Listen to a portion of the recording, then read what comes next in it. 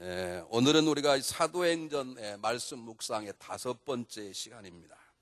오늘 본문을 사도행전 1장 12절로 14절 말씀을 통해서 한 마음으로 기도하신 하나님, 이런 제목으로 여러분에게 말씀을 나눌 텐데 여러분 잘 들으시길 바랍니다. 우리가 1장이 끝날 때까지, 다음 주까지 하고 끝나고 나면 2장부터는 우리가 지금 서론했던 1장의 사건들이 구체적으로 초대교회 때 역사하는 걸 제가 여러분에게 소개할 것이고, 그런 경험이 우리 교회와 여러분 심령 속에도 일어나길 바라는 마음으로 전가할 터인데, 아직까지 서론 부분이지만 여러분 서론을 잘 들으시고 이런 사건들이 우리 가정과 교회 속에 지금도 계속되기를 바라는 마음으로 말씀을 마음속에 새기시기를 바랍니다.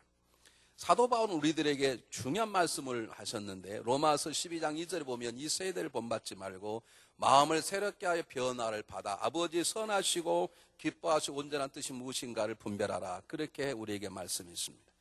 요즘 우리가 몇 주 동안 수요일 날 로마 12장의 그리스도는 생각을 가지고, 제목을 가지고 말씀을 오랫동안 나누었는데 많은 분들이 오셔서 은혜를 받았습니다. 그 말씀 가운데 중요한 게 한 가지가 뭐냐면, 너희들은 이 세상을 본받지 말고, 이 세대를 본받지 말고, 다른 사람이 다 죽는다고 자살하지 말고, 그거 똑같은 말입니다. 이 세상을 본받지 말고, 그리고 마음을 새롭게 하여 변화를 받아. 우리가 변하는 게 아니고 변화하시는 하나님의 손길에서 변화를 받아 하나님께서 우리에게 주시는 선하시고 기뻐 온전한 뜻이 무엇인지를 분별하라, 그렇게 말씀하는 것입니다. 여러분, 이 말씀이 왜 중요하냐면, 여러분의 생각은 여러분이 똑같은 세상 속에 살아가니까 여러분 보기에 나도 세상 사람과 똑같을 뿐이고 죽어서 지옥 가고 천국 갈 때만 다르다고 생각하시는 아닙니다. 좀 다르다니까요. 여러분들이 정말로 예수를 믿어 하나님의 자녀가 되었으면 우리는 세상 속에 살지만 세상에 속한 사람이 아닙니다. 우리는 세상 사람과 다른 존재입니다. 내가 세상 사람과 다른 존재인데 왜 세상 사람처럼 똑같이 살아가고 똑같이 넘어지고, 왜 세상 사람처럼 열날 때 다 열나고 다 두려워하고 낭망할 때 다 낭망하고 왜 그렇게 살아가는가? 내가 세상 사람과 다르다면 하나님이 약속하신 내 마음의 자유와 평강과 그런 것들이 왜 없는가? 이유가 여러 가지가 있을 것입니다. 가장 중요한 이유는 우리가 이 세상 속에 살면서 하나님의 말씀에 의해서 우리를 새롭게 변화시키게 하시는 하나님의 변하게 하심을 받지 아니하기 때문에 그렇습니다. 여러분 2009년 1월하고 2009년 5월하고 여러분들이 하나님의 새롭게 하심을 통해서 여러분들이 나는 아직도 많이 잘하지 못했지만 나는 그분의 은혜로 나는 이 정도는 변화를 받았어 라고 하는 것들이 내 삶 속에 없으면 여러분은 구원은 받으실지 모르지만 세상과 똑같이 죄질 때 죄짓고 넘어질 때 넘어지고 두려울 때 두려워하고 싸울 때 싸우고 그렇게 살아가요. 근데 우리 하나님께 우리 구원하시고 그분의 소원이, 그래 내가 너를 구원하였으니 그냥 구원받은 걸 살아가라, 그렇게 내 팽개를 쳤을까요? 여러분이 자녀를 낳으면 자녀가 내가 나중마다 감사하고 너 마음대로 살아, 여러분 자녀를 버립니까?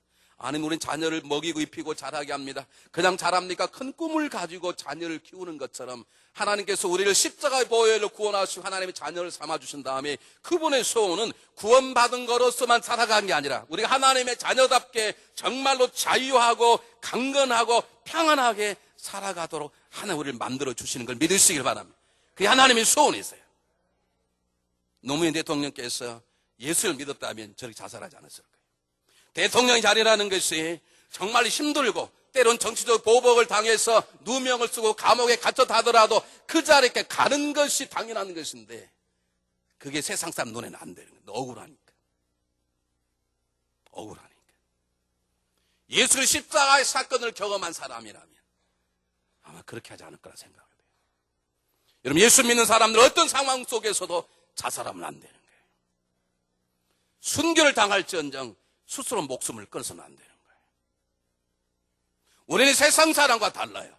세상 사람은 억울하면 포기할 줄 알고 화가 나면 복수하고 그러지만 우리는 세상 사람과 다른 존재라고요. 우리는 날마다 우리를 새롭게 변화시켜 나가는 하나님의 손에서 변화를 받아 그 다음에 변화를 받아 하나님의 뜻 가운데 장악하고 살아갈 때 우리의 삶 속에 수많은 것들 우리를 괴롭혀도 자유할 수 있고 수많은 어려움 속에 당당할 수 있고 물질이 많아도 우리가 타락하거나 부패하지 않고 물질이 적어도 비굴하거나 두려워하지 않고 모든 면에서 자족할 수 있는 삶을 살아가게 되는 것입니다.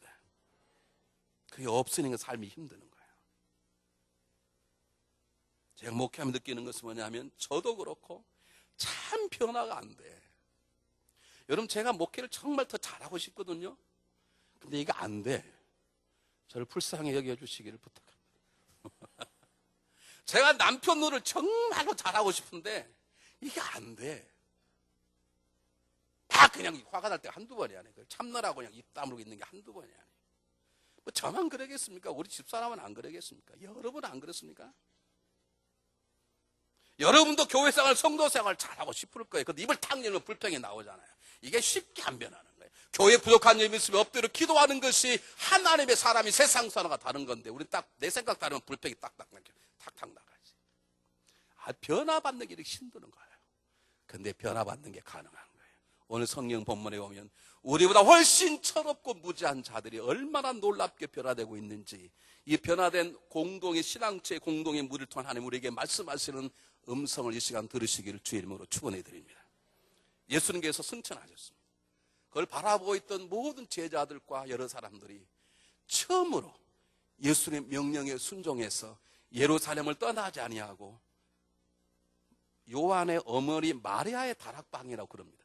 정확하지는 않습니다. 그런 설이 있을 뿐이지 이게 요한의 어머니 마리아의 다락방인지는 모릅니다.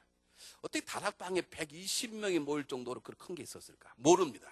어쨌든 누구의 장소인지 모르지만 자기의 지도자인 예수님을 사형도 내렸던 적들이 모이는 가장 쌀바란 그곳에 모여서 처음으로 도망가지 아니하고 비굴하게 도망치지 아니하고 두려워 떨지 않고 처음으로 그들이 예수님의 말씀 앞에 순종함으로 모여서 기도하기 시작했다는 거죠.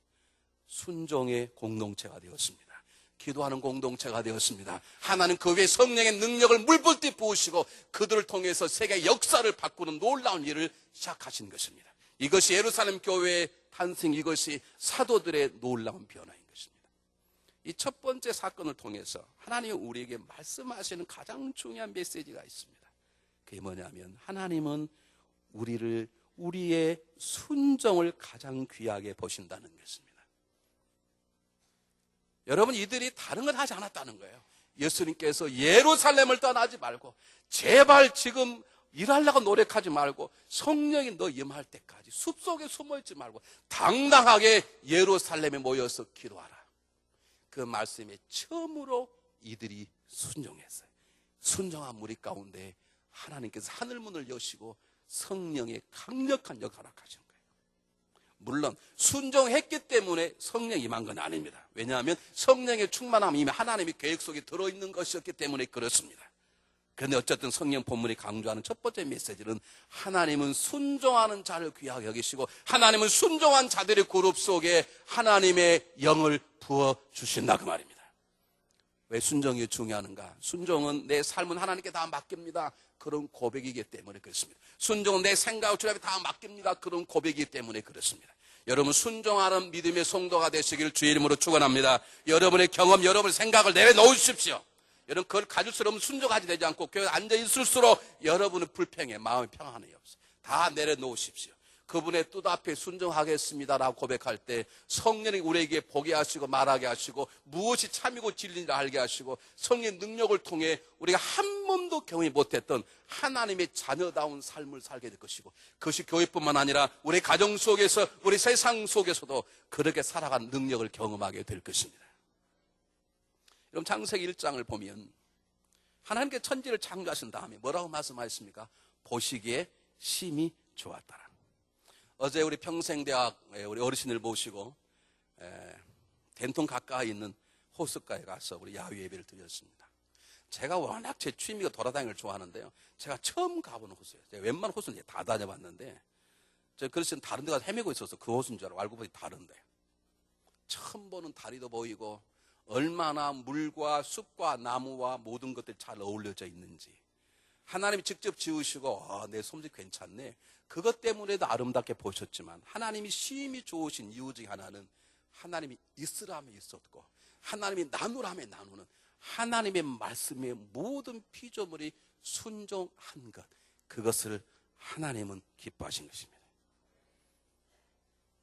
우리의 삶 속에 우리 가정 속에 지금도 필요한 건 하나님께 순종할 줄 아는 남편 하나님께 순종할 줄 아는 아내 하나님께 순종하는 집사 열심히 일하고 열심히 헌신하는 그런 분 더 중요한 건 하나님의 뜻 앞에 순종할 줄 아는, 성령의 음성에 순종할 줄 아는 심령들이 우리 교회에 필요한 것이고, 이 시대에 하나님이 찾으시는 분이심을 믿으시기를 바랍니다. 아브라함은 아무런 능력이 없는 사람이었지만 그는 모레아산에서 순종의 칼을 들어 자기 아들 이삭의 가슴을 꽂으려고 노력했을 때 하나님 그를 믿음의 조상의 자리에 앉혀주십니다. 여러분, 모세는 능력이 없는 사람입니다. 야곱은 20년 생활 동안에 거부가 고향에 돌아왔는데 모세는 40년 동안이나 자기의 장인 영감의 양들을 키웠지만 지껏 한 마리 만들지 못했던 경영의 빵점짜리 사람입니다. 사업할 줄 모르는 사람인 거예요. 40년 동안 장인 영감 몰았으면 재산의 절반은 자기 걸 만들어 놔야지. 이제 오직 능력이 없으면 한 마리도 안 주었을까. 그런데 그렇게 연약한 모세가 하나님의 부르심에 순종했을 때